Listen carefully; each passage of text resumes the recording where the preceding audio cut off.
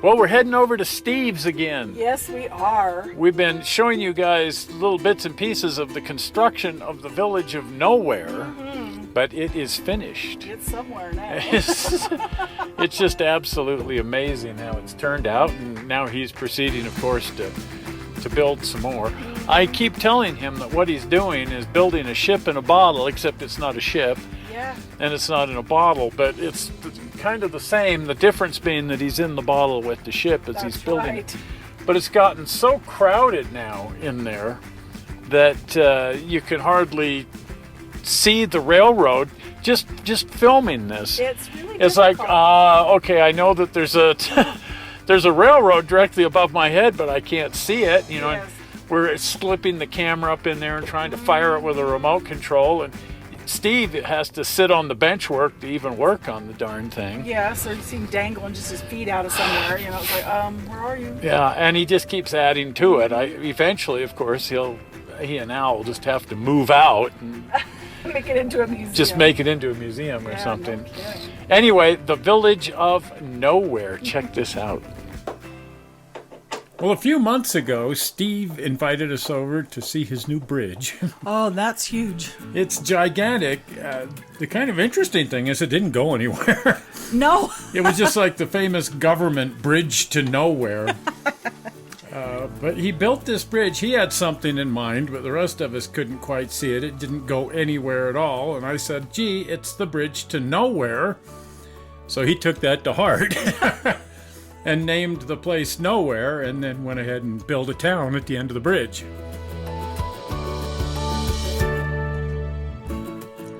Well, anyway, Steve has declared the place finished. He called us up a couple of days ago, and he said, guess what? You can come take pictures of it because it's done. It's done. Look at that. That's amazing. What's incredible is just how crowded this whole room is becoming at this point. Everywhere you look, there's a structure of some kind. Steve really enjoys building structures, scratch building structures for the railroad, and Steve has truly perfected the high art of screwing around by building a lot of little railroad buildings on his railroad. This is the train station. I don't think it's based on any actual structure. Most of these things Steve just makes up. Well, this is what it looked like the first time we saw it. Remember that? It looks sort of like a plaster cast. Yeah, he uses that stuff that they used for plaster cast to make a lot of the scenery. But it's easy to see why I dubbed it Knowair. There really wasn't much there. You can see a hotel going in down at the end there. Most of these buildings are just sort of constructed at the bench and then they're fit into place. Steve knows where they go, but nobody else seems to have a clue of how the whole thing goes together.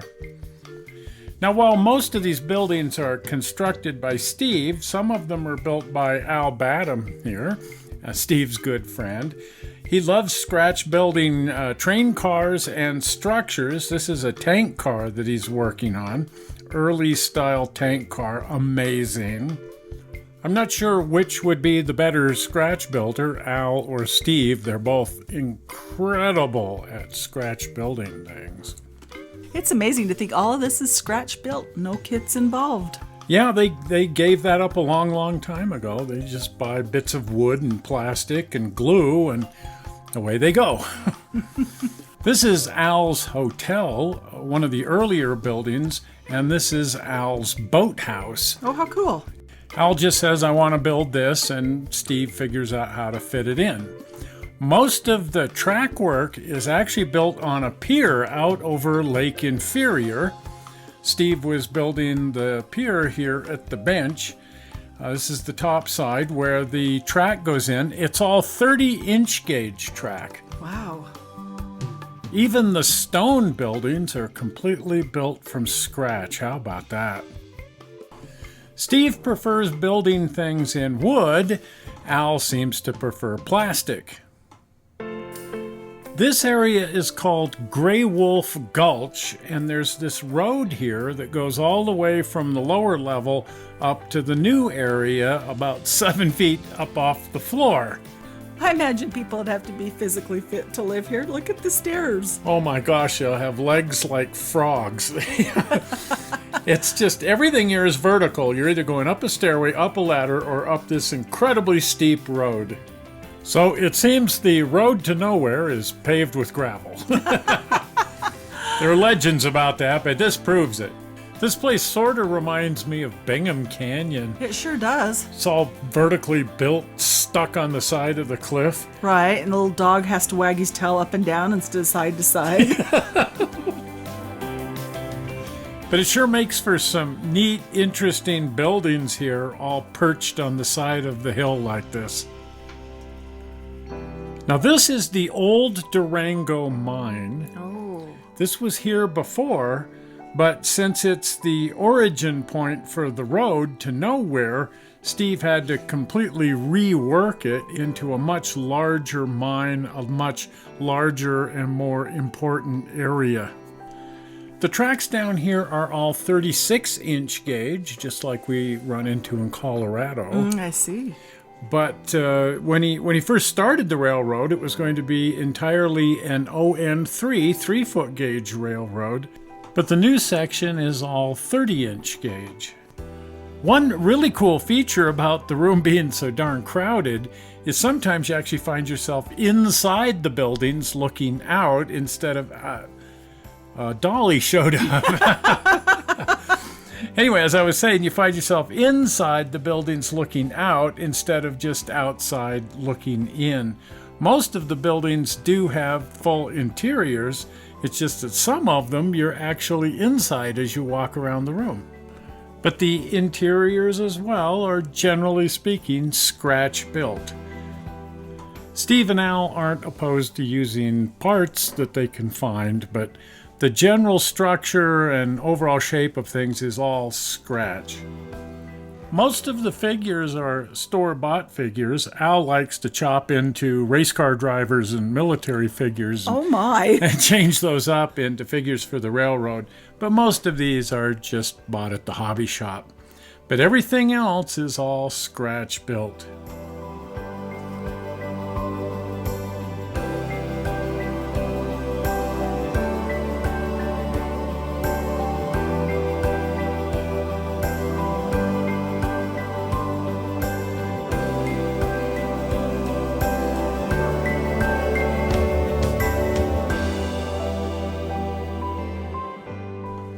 The pine trees on the railroad were all built by Al using his special technique that he's developed. We've got those videos up on the subject if you go looking for those. Looks like you're struggling to get the shot. It's a little tall. Everything in here is tall. As we said earlier, it's getting to be a very difficult railroad to film because there's just so much stuff in so many places, and a lot of the stuff now is directly over your head where you have to back up just to see it. Knowair is actually built on top of one of the old heavy wood beams that holds the whole house up.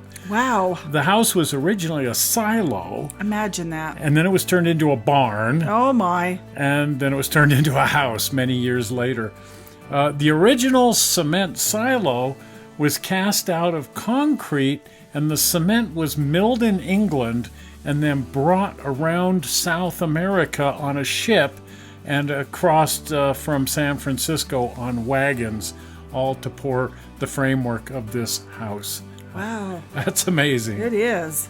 And now it's a model railroad. Oh my gosh. But what an interesting history this building has. I tried counting the outhouses on the railroad at one time. There's a hobby. There's a hobby. Count it. You can't do it.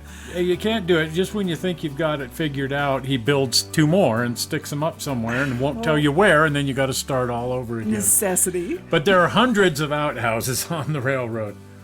Most of the houses are real live houses, not outhouses. But every house has to have an outhouse. Every building has to have an outhouse, and every one does.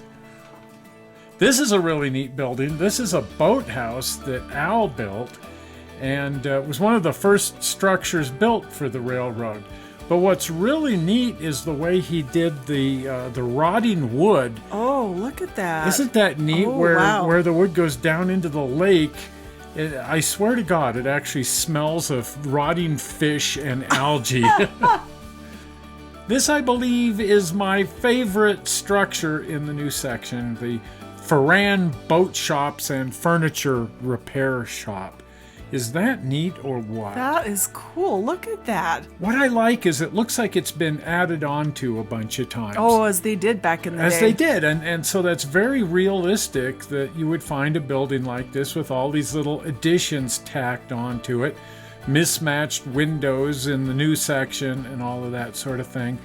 But it just makes for a really, really convincing building. I swear I've actually seen that somewhere, in spite of the fact it's entirely fabricated out of Steve's mind. And of course you couldn't have a boat shop if you didn't have a bunch of boats around. This one is finished and being delivered to the customer, and here's one being replanked out on the deck. Now, while there are plenty of little small boats available on the market, Steve, of course, prefers scratch building. Look at that. And it's quite a process. The boat starts off as a buck, a hull shape that he laminates up out of balsa wood or other soft wood and then carves to the exact shape that the boat is going to be. And then he marks out the position for the ribs, where he's going to wrap ribs around this to form the basic shape of the boat. The ribs are fabricated out of paper. Imagine that paper. Like a construction paper, like shirt cardboard, something like that. Just kind of a gray cardboard. And that's wrapped around that and saturated with glue. The trick there is don't glue the whole thing to the buck, so you can't get it back off. But then you pop that off when you get the basic shape laid up out of paper, and then the interior structures are all constructed out of wood, and that helps stiffen the whole thing up and make it more structurally viable. But the seats and the other little internal structures here are all constructed out of a light pine, like a spruce or something. If you look closely, you can see that the keel, while it's constructed out of paper, is then built up in wood. That makes it look like it's built out of wood, and it helps strengthen it. But at this point, the whole thing is strong enough that Steve can plank over it with pine planking, just like you would with an actual boat. And it looks amazing. You can't tell that's not a real boat. Except that it's small. Very small. Very small, but every little detail is there. So here at the boat shop, Steve left one of these boats only partially planked because that's what they're doing. They're planking the boat. But it also helps show off the process by which he built these things. So it's neat that there's this one unfinished boat out on the deck here being planked. But if you look around the railroad, there's boats all over the place, and most of them are completely finished. Check out this beautiful little steam launch here. Built the exact same way, only this one's completely finished with a steam engine in it and everything. Just amazing. Then at some point, Steve realized that the pier being so high up out of the lake, they would have had a hell of a time getting the boats up onto the pier for servicing, so he built this elaborate crane just for lifting boats out of the lake. But part of what really brings all of this to life are the figures and just the myriad details everywhere you look, every little teeny tiny thing. My favorite thing are the billboards and the little wall signs and such. Yeah, everywhere you look, Steve's done some kind of lettering. One of the things that really strikes me here is just how much detail there is in the town of Knowair. I think he's put more figures and more detail into this area than any other area on the railroad. It seems the more of this stuff he builds, the more fanatical he's getting about getting all the little details and all of the human figures. That's what really brings it to life and makes it feel like a real place. Yeah, it feels like you could step right into this because that's what other people have done. There are people already here living their lives and going about their day-to-day business.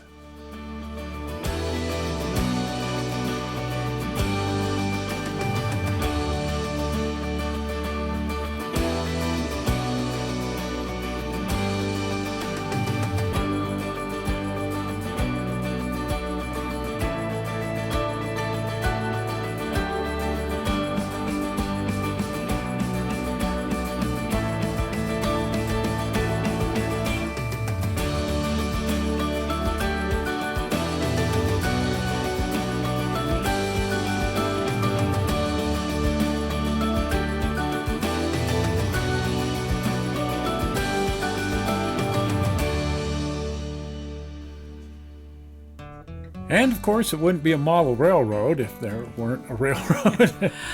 So the 30-inch gauge line comes up here and crosses the huge trestle, the bridge to Knowair.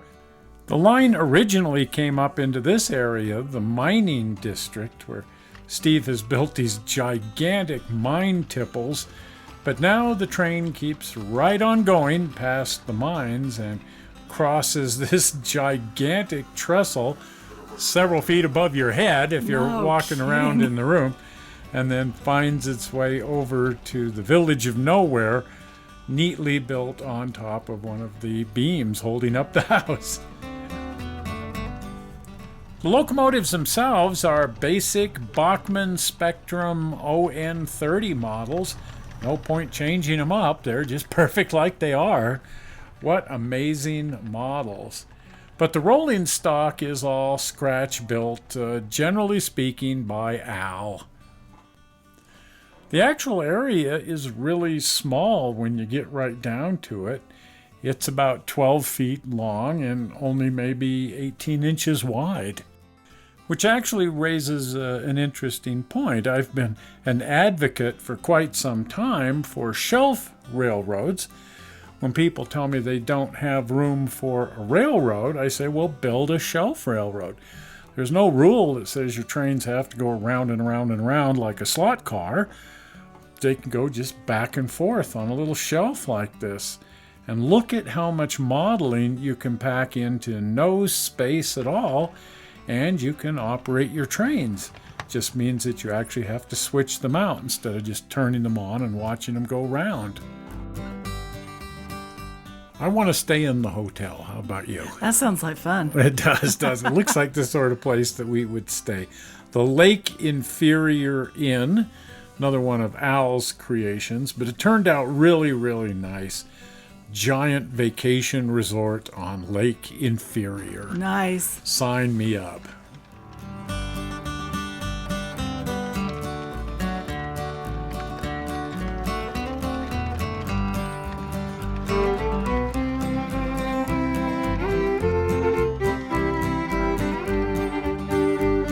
That's built like a brick house. Oops. On a railroad that's well known for its outhouses, I suppose you've got to have one grand outhouse. I'll bet it actually has toilet paper. It may. Instead of just a Sears and Roebuck catalog.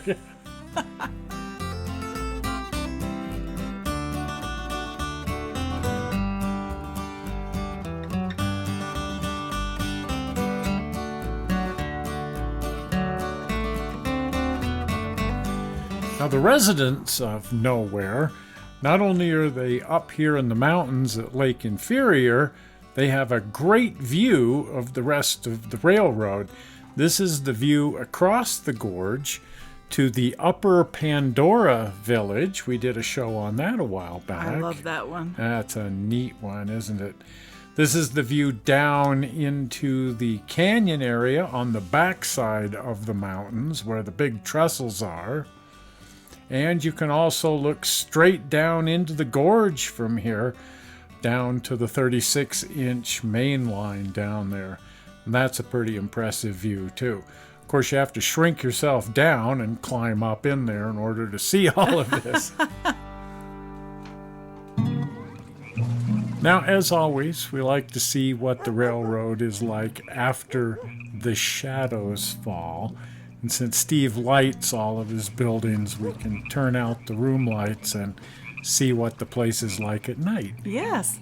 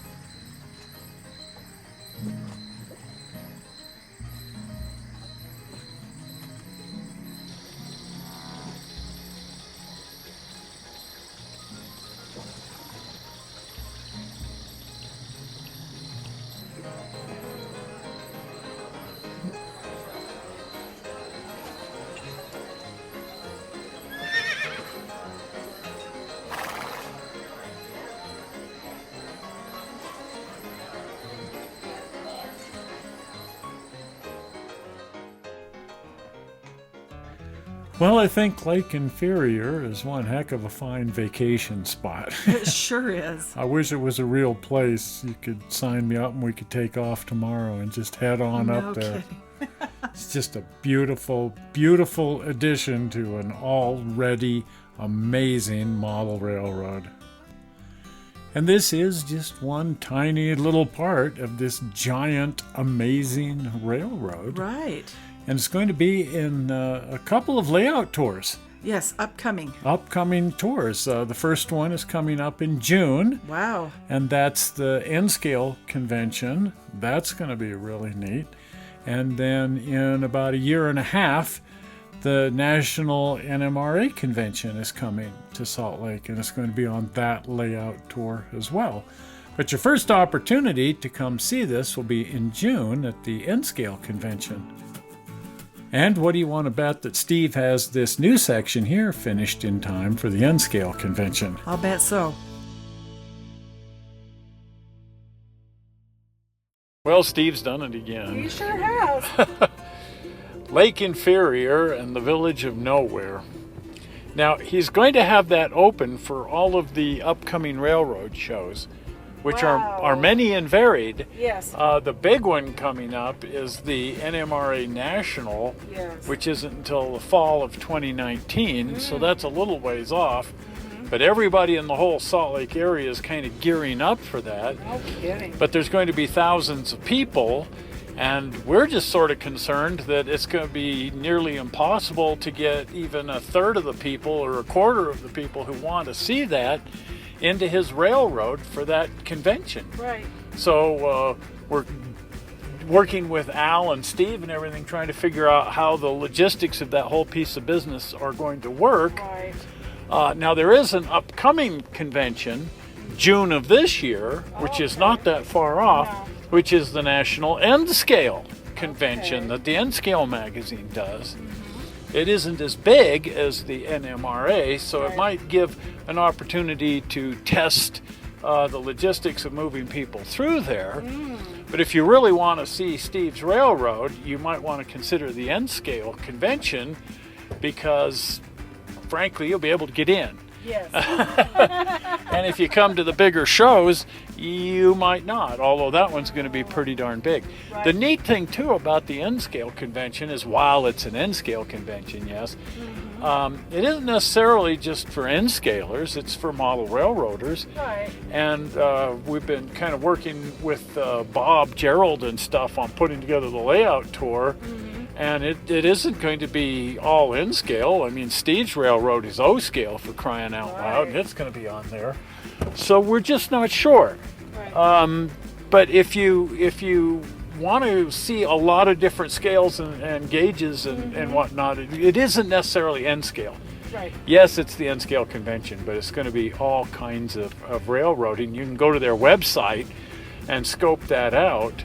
And that's coming right up. That's coming in June. And then if you have a ball at that, you might want to come back in 2019. I don't know why they won't want to come back in 2019. That's Yeah, because that's going to be huge. And I'm just not sure how even 10% of those people are going to get in to see Steve's Railroad. Well, we'll work it out. There's a way. Where there's a will, there's a way. That's right. It's going to find the way to make that work. And then, of course, that same year, the spring of 2019, May, the big boy is supposed to be here for the 150th anniversary of the driving of the Golden Spike. Yes. So many, many things coming up in Salt Lake, and it all starts with the N-Scale convention here in just a few months. Well, if you haven't been over to the channel, do pop on over to the channel. And if you haven't subscribed, you want to subscribe. Now, the easy way to subscribe is to click on the infamous blue button. Are you ready for that? Zoink! Right down here, the blue button. Yes. And it says subscribe. Right. And we know what that means. Yes, it means you can subscribe. Subscribe! Exactly. So click on that. If you don't see it, it's because your device doesn't support it. But the blue button right here. The non-supportive device. Yeah, it happens. It does. Well, we're not sure how you found this movie on the internet. We hope you didn't find it boring. And we will see you here again in a couple of days with the Collector's Attic. Good boy. See you then. See ya. Bye-bye. Bye.